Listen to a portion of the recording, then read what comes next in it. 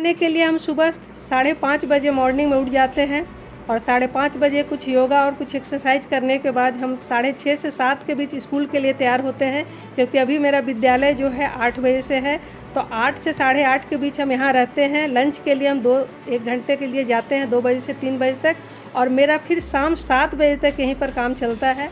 तो ये जो अभी बदलाव जो पढ़ाई में आ गया है, बच्चे जो ऑनलाइन पढ़ रहे हैं, नेट से पढ़ रहे हैं, तो माइंड डेवलप तो उनका हो रहा है, नॉलेज भी काफ़ी उनको गेन हो रहा है, लेकिन उनका पढ़ाई के साथ साथ खेल कूद या अदर एक्टिविटी में वो डल होते जा रहे हैं। नमस्कार, जनदूत न्यूज़ देख रहे हैं आप। 5 सितंबर को शिक्षक दिवस के रूप में लोग मना रहे हैं, तो ऐसे में आज हम आपको झारखंड के एक ऐसे शिक्षिका से मिलाएंगे जिन्होंने शिक्षा के क्षेत्र में अपना बेहतर योगदान दिया है, और इनके योगदान से शिक्षा के क्षेत्र में हम समाज के लोगों को काफ़ी कुछ सीखने को मिला है। ऐसे में हम सुरेखा प्रकाश विद्यालय के प्रिंसिपल रीना पांडे के साथ हैं। इस शिक्षक दिवस के विशेष कार्यक्रम के जरिए आपको दिखाएंगे इनकी जर्नी कि किस प्रकार से इन्होंने शिक्षा के क्षेत्र में आकर के बदलाव की एक मिसाल पेश किया है। क्या कुछ मैसेज देना चाहेंगे मैम? सबसे पहले मैं शिक्षक दिवस के अवसर पर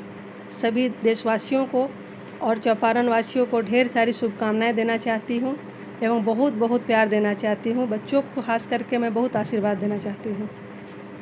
शिक्षक दिवस एक तरह से कहीं ना कहीं अपने आप में एक बेहतर दिवस के तौर पर देखा जा सकता है। अगर देखा जाए तो आपकी जर्नी किस प्रकार से स्टार्ट हुआ था, और शिक्षक बनने का वो क्या कुछ आपके अंदर में आइडिया आया था कि आखिरकार हम शिक्षा के क्षेत्र में बदलाव करेंगे जिससे हमारा समाज और देश आगे बढ़ सके? मैम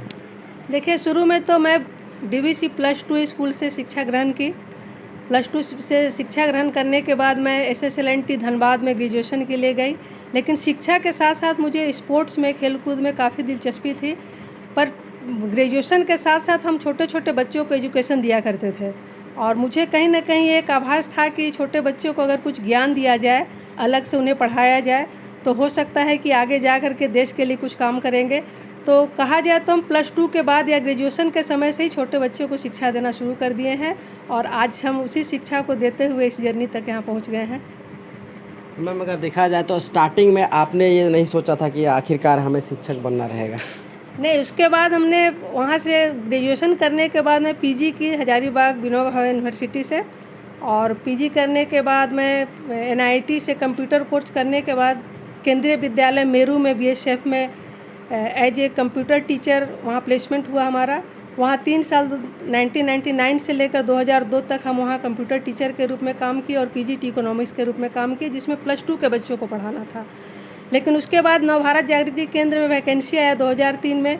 तो ये लगा कि नए स्कूल है, नए बच्चे होंगे, और थोड़ा ग्रामीण क्षेत्र में है, तो शहर में तो सभी कोई शिक्षा दे रहे हैं। थोड़ा जिज्ञासा हुई कि देखते हैं वहाँ जाकर काम करके 2-3 साल अगर अच्छा लगता है तो काम करेंगे, नहीं तो फिर फ्यूचर तो आगे है ही। और उसके बाद 2003 में जब आने के बाद देखा गया कि यहाँ काफ़ी बच्चे हैं,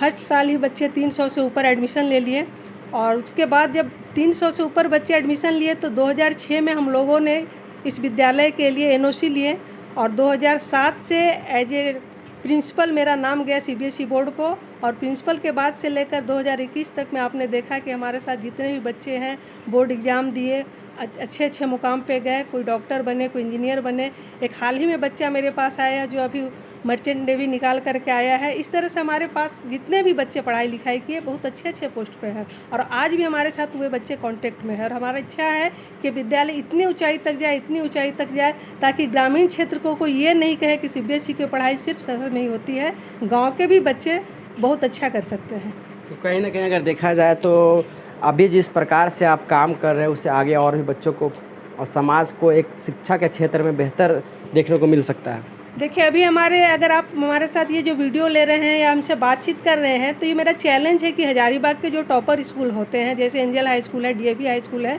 तो हमारे बच्चे भी लास्ट 2 ईयर से है, ये तीसरा साल है कि हमारे बच्चे भी 94-95% लाकर, पिछले साल ही 96 में मनसा कुमारी टॉप की, और इस बार भी हमारे यहाँ अदिति पांडे है जो 95% ला करके टॉप की है। तो हम शहर के स्कूलों से कमी नहीं है हमारे स्कूल में, और बच्चे उसी तरह का शिक्षा ले रहे हैं जो शहर के बच्चे ले रहे हैं। प्रिंसिपल के तौर पर आप क्या सबसे अच्छा देखते हैं स्कूल में, जिस प्रकार से आप यहाँ पे रह रहे हैं?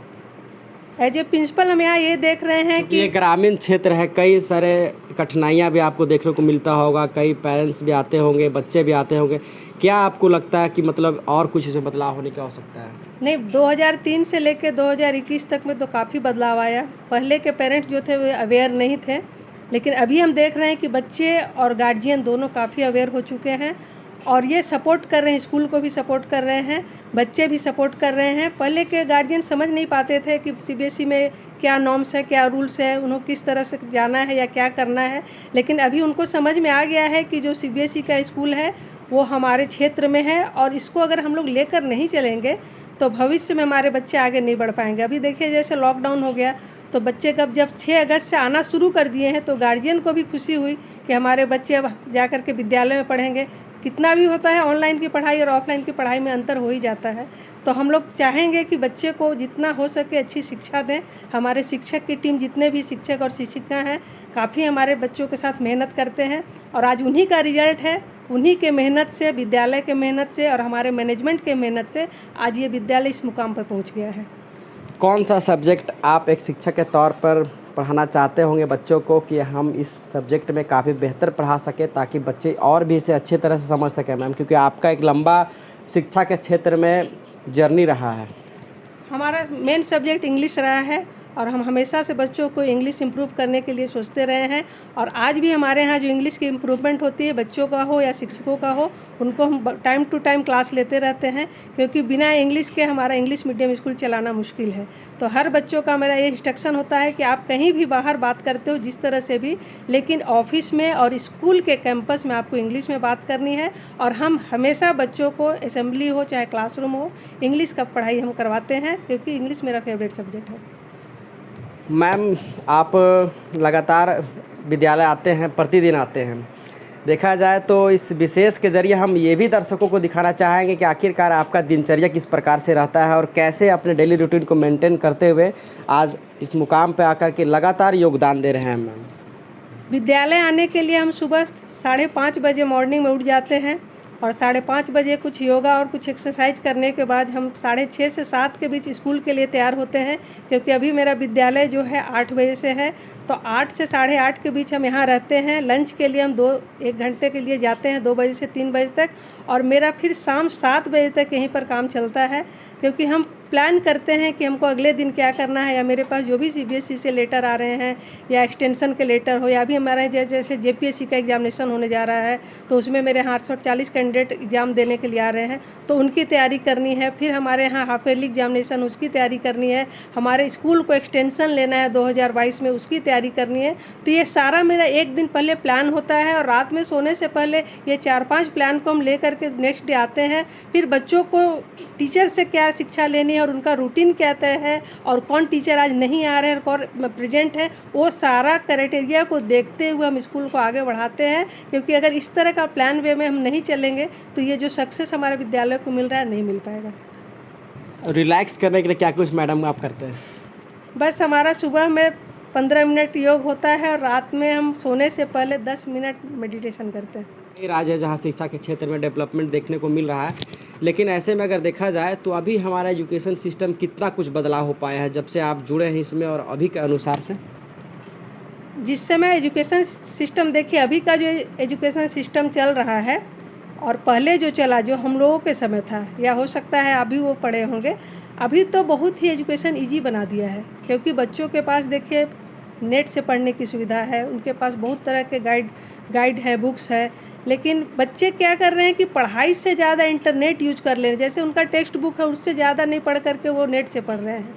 तो ये जो अभी बदलाव जो पढ़ाई में आ गया है, बच्चे जो ऑनलाइन पढ़ रहे हैं, नेट से पढ़ रहे हैं, तो माइंड डेवलप तो उनका हो रहा है, नॉलेज भी काफ़ी उनको गेन हो रहा है, लेकिन उनका पढ़ाई के साथ साथ खेल कूद या अदर एक्टिविटी में वो डल होते जा रहे हैं। क्योंकि हम लोग के समय था कि ये रूटीन बना हुआ था कि 1 पीरियड गेम का होता है, अभी भी हमारे यहाँ जब ऑफलाइन होंगे तो गेम का होगा, सब कुछ होगा, लेकिन धीरे धीरे जिस तरह से डिजिटल इंडिया को हम लोग डेवलप किए, ये हम लोग के लिए प्रॉफिट है, एक एडवांटेज मिला बच्चों को। लेकिन फ्यूचर में अगर इस तरह से चलता रहेगा तो लगता है कि बच्चे का एक्टिविटी जो खेल कूद से रिलेटेड हो थोड़ा नीचे चला जाएगा और बच्चे सिर्फ और सिर्फ किताबी कीड़ा और मोबाइल पर बैठ के पढ़ना, लैपटॉप पे पढ़ना ये पसंद करेंगे। उनको दिन दुनिया और बाहरी दुनिया से कोई मतलब नहीं रहेगा। हम लोगों के समय हम लोग अपने पेरेंट्स को हेल्प कर देते थे, उनके काम में हाथ बटा देते थे, लेकिन आज के बच्चे को देखा जा रहा है, पता नहीं आज का एजुकेशन कैसा है, हर गार्जियन से भी सुना जा रहा है, घर में भी देखा जा रहा है कि बच्चे पढ़ाई के साथ साथ अदर एक्टिविटी या काम में नहीं इन्वॉल्व हैं,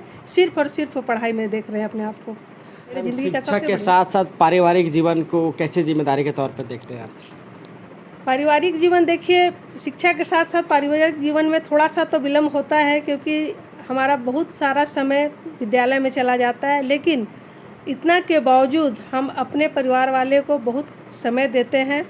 और हमारा हर सैटरडे संडे या जितना भी छुट्टी होता है विद्यालय का, तो उसके लिए हम एक्स्ट्रा वर्क यहाँ करके जाते हैं, रात 10-11 बजे तक करके जाते हैं, ताकि हम जो उन लोगों के साथ टाइम स्पेंड करेंगे उससे अच्छा है कि हम कुछ अपना काम एक्सरसाइज पहले कर लें और उनका जो रोल होता है या मेरा जो रोल उनके प्रति है उसमें हम कमी नहीं आने देते हैं। पारिवारिक जीवन भी मेरा उसी तरह चलता है और उसी तरह आगे बढ़ा हुआ है जिस तरह से हमारा शिक्षा के क्षेत्र में या प्रिंसिपलशिप में जिस तरह से हम अपने विद्यालय को लेकर आगे चल रहे हैं।